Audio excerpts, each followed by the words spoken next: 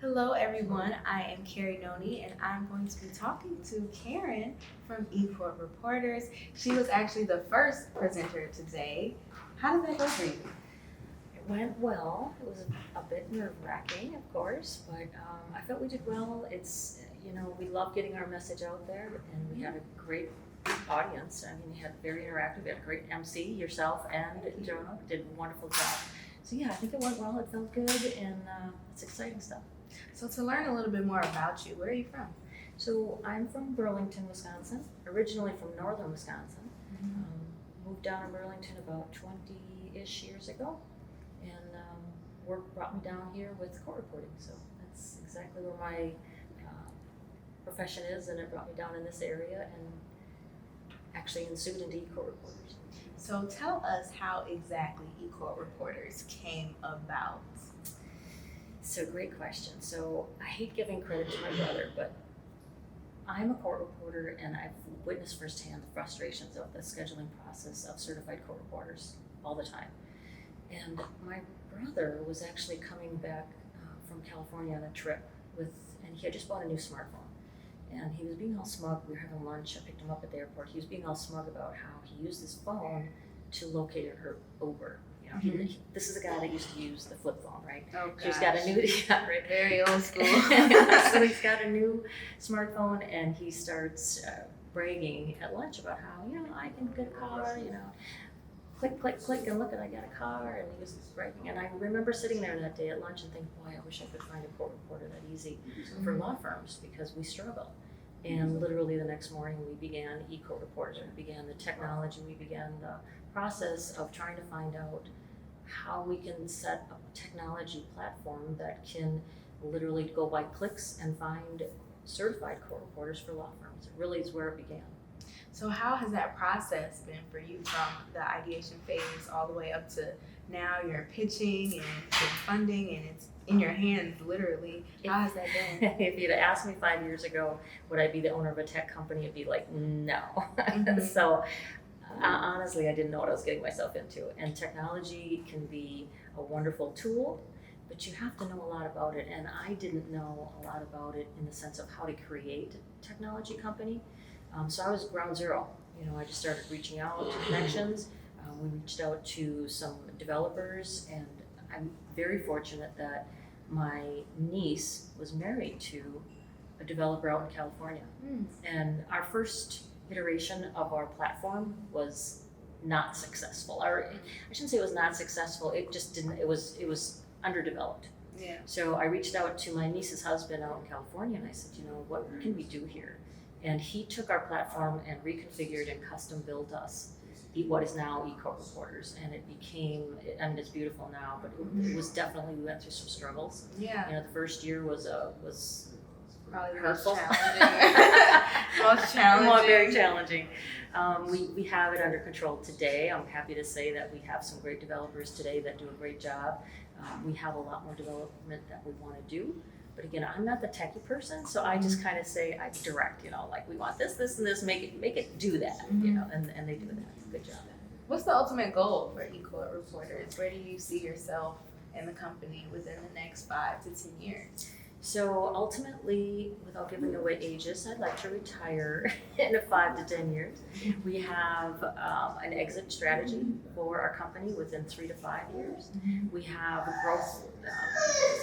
Right now we just primarily schedule certified court reporters and legal videographers, but we have more that we want to do in legal services. In other words, process servers, interpreters will all become part of the platform. And we have been in lengthy talks just recently with a company out of Atlanta that has offered us a merger opportunity, and we're looking into that. Ultimately, I'd like to be a little bit more of a role of management, but not quite as embedded in the system itself. And in 5 years, probably exit within 5 to 10. Wow, you have it all planned out. In a perfect world. Now, for the consumers who are watching this, what exactly is the benefit of your company, and what do they need you for? So, great question. Law firms, when you're involved, unfortunately, there's a lot of lawsuits out there. I think there's 40 million lawsuits every year that come on board, right? So it impacts people's lives. Every lawsuit impacts people's lives. The goal for us is to make sure that law firms have a certified court reporter in preparing for trial. So before trial, before anybody gets into the courthouse, there's a lot of preparation that goes in for that lawyer to plead your case. Whether it's a car accident, whether it's a dispute with a neighbor, it can be so many different things in a lawsuit. Our goal is to make sure that the lawyers have access to certified court reporters to ensure professional services. And we can do that now, and even more so with remote all across the United States, meaning if somebody here in Wisconsin wants to depose, cause a deposition out in California, that lawyer can stay here in Wisconsin and book a court reporter out in California where the deposition or where the witness may be and conduct that deposition literally remotely. And that's where technology has come a long way for us. So clients of litigation benefit greatly. We've provided a means for law firms to be more efficient. We've also provided a means for court reporters to be paid their worth. So right now there's staffing agencies that provide that service, but they take a lot of court reporters' pay in doing so. So we really attack all three aspects of our system to make sure that we hit all the top. We benefit everybody in the system of litigation. Yeah, it seems like it. You have it all figured out with what you guys want to do.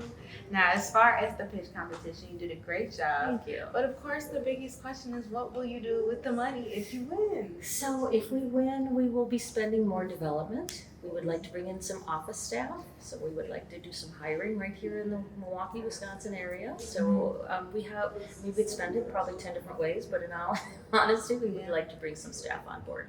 So staff and additional development, like I said, we do have progression of adding more services to our platform. So ultimately that would be our goal. And lastly, is there anywhere people can either donate or support you guys, or do you have like a call out that people watching this can do to support you? Well, great question. And actually, we have we didn't get a chance to talk about it at the pitch, but we have a pro bono section on our platform. And that is, there are many lawyers that offer their services free for underprivileged, underrepresented. And we actually have court reporters on our platform that offer the pro bono services to those pro bono attorneys. So to reach out, office at ecourtreporters.com is always a great email. Find us on all the social media, LinkedIn, Facebook, Twitter, Reddit, YouTube. We have videos on YouTube. Wow. Yeah. You have to be on all the socials right? nowadays. Exactly. Yeah. So find us on all the social media, but reach out to us anytime at office at ecourtreporters.com. If you're an attorney, I would encourage you to register your law firm. That's a free service to law firms. And if you're a court reporter, list your profile, and you'll be found by and be booked across the, by attorneys from across the United States, from all 50 states. So.